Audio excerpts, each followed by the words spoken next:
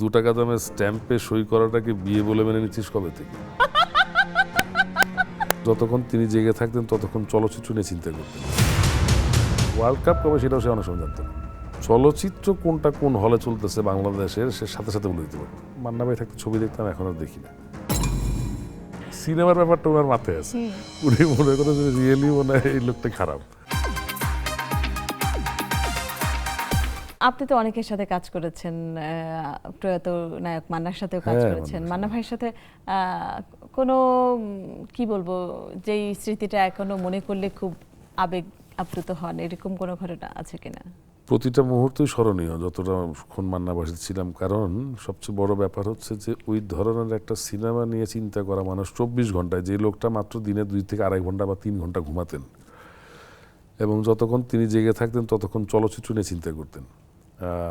চলচ্চিত্রের বাইরে তার মাথায় কিছুই ঢুকতো না, না ক্রিকেট খেলা না ফুটবল খেলা। তিনি শুনতেন কি বলো তোমরা, কি খেলা, কে এটা, হ্যাঁ এটা কোন দল, কাছে কে, ওয়ার্ল্ড কাপ কবে সেটাও সে অনেক সময় জানতো না। চলচ্চিত্র কোনটা কোন হলে চলতেছে বাংলাদেশের সে সাথে সাথে বলে দিতে পারতো।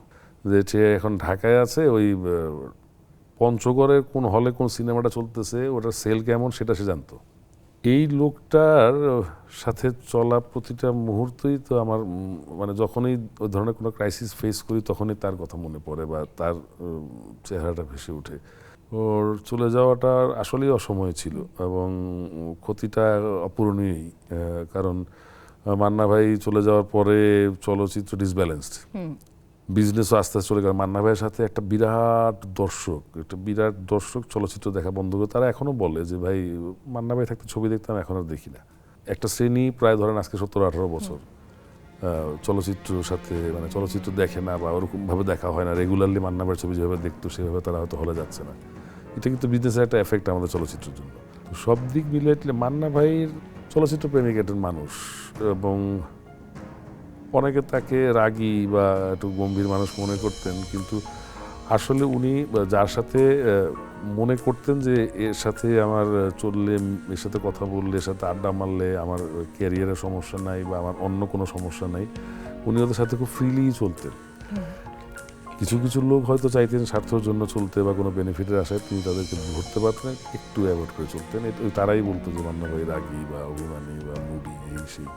আসলে মানুষের সম্পর্কটা ম্যান টু ম্যান ভ্যারি করে, সবার সাথে সবার একই রকম সম্পর্ক হয় না। আমি কার সাথে কথা বলবো, কার সাথে কথা বলে আমি একটু প্রশান্তি অনুভব করব, নয়তো অন্য কারোর সাথে কথা বলে তো আমি আসলে কমফোর্টেবল হব না। অনেক কাজ করেছেন, 400 থেকে প্রায় 500 ছবিতে আপনি কাজ করেছেন।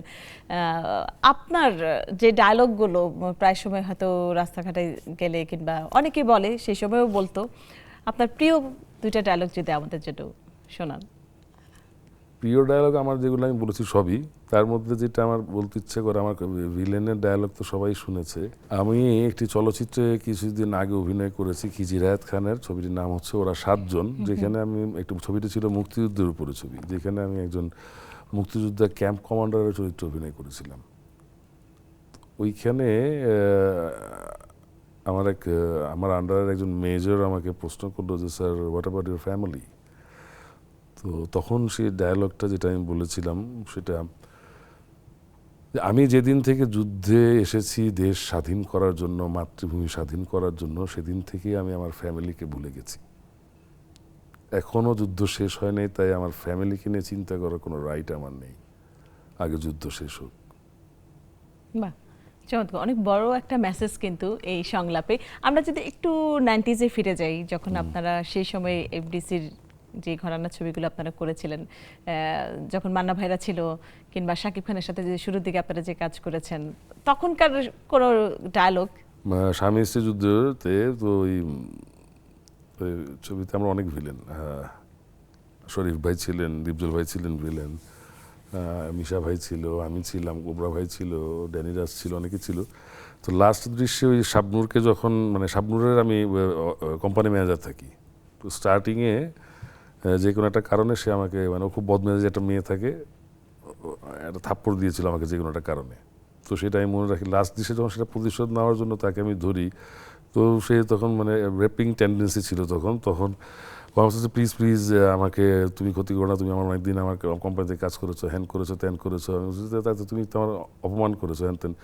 তো তখন ও আমাকে বলে যে প্লিজ আমাকে ছেড়ে দাও, বিকজ আমি ম্যারিড, আমাকে তুমি ক্ষতি করো না আমার কোনো। তখন ডায়লগ ছিল, 2 টাকা দামের স্ট্যাম্পে সই করাটাকে বিয়ে বলে মেনে নিচ্ছিস কবে থেকে?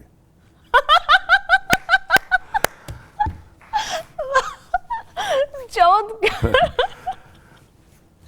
আর কি এই রকম কত কত ডায়লগ আপনারা বলেছেন। এবং তখনকার সময় যদি বলি যে যখন ঢাকার বাইরে ঘুরতে যেতেন গ্রাম কিংবা মফস্বল এলাকায়, মানুষ তো তখন খলনায় কিংবা এরকম দেখলে খুব নিন্দা করতো।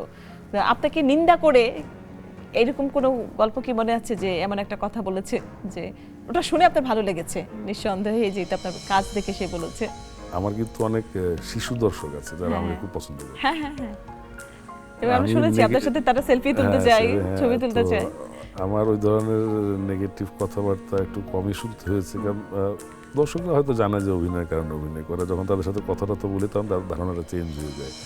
যেটা সবচেয়ে মজার ব্যাপার হচ্ছে, আমি কমেন্টস পড়তেছি, ম্যাক্সিমাম পজিটিভ কমেন্টস। একটা কমেন্টস পরে আমার খুব হাসিও পাচ্ছিল, দুঃখ কষ্টও পাচ্ছিলাম।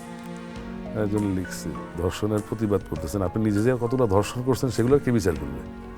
আমি চিন্তা ওর সিনেমার ব্যাপারটা ওনার মাথায় আছে, উনি মনে করে যে রিয়েলি মনে হয় এই লোকটা খারাপ।